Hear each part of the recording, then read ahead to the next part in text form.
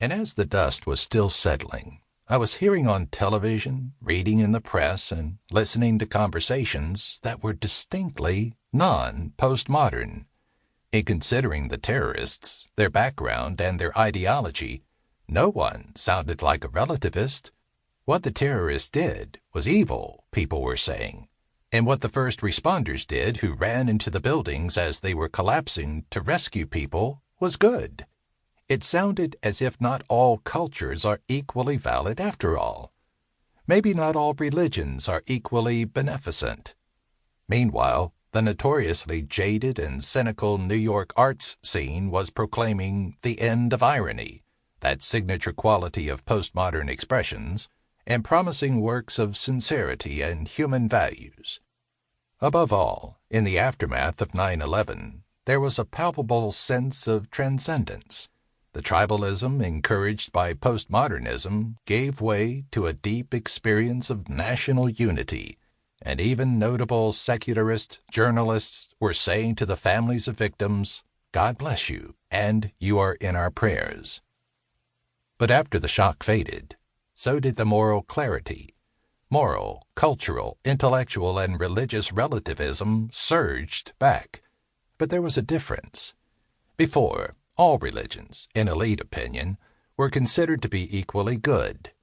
Afterward, all religions were considered to be equally bad. Terrorism began to be defined not as a moral transgression, but as what you get when a group of people believe that they have the only truth, and that theirs is the only valid religion. The terrorists were Islamic fundamentalists, so not Islam, but fundamentalism was to blame, with Christian fundamentalists being considered in many circles as no better. Religious pluralism used to mean that different beliefs and traditions were allowed to exist side by side. But with the interfaith services that became ubiquitous after 9/11 and the reaction against every kind of fundamentalism, pluralism became something more like polytheism. You must accept all of these deities and religious traditions, but you are not allowed to believe in one of them only. Alternatively, you could reject all of those organized religions. Modernist atheists argued that God does not exist because anything supernatural has no place in their scientific materialist worldview. Postmodernist atheists argued that God is simply a cultural construction. But the new atheists launched moral criticisms of God, arguing that religion, particularly the Christian religion, is to blame for the world's problems.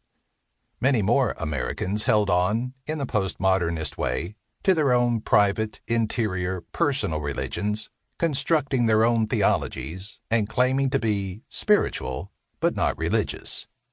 The brief, shining moment of national unity was also shattered.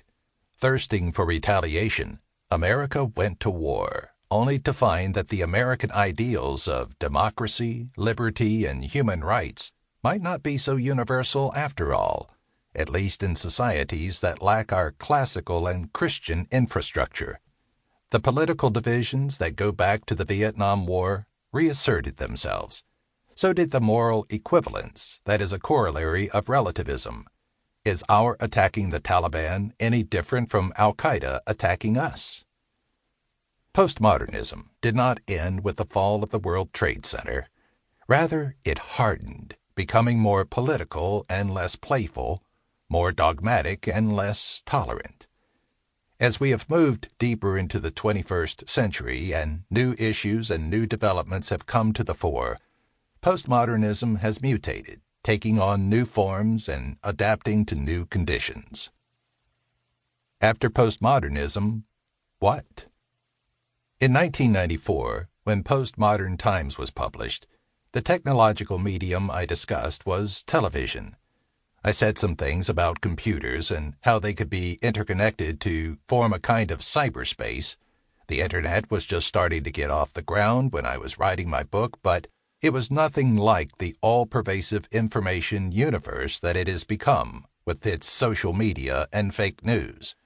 I knew something big was coming, referring to the as yet unimagined electronic technology on the horizon. I did imagine the advent of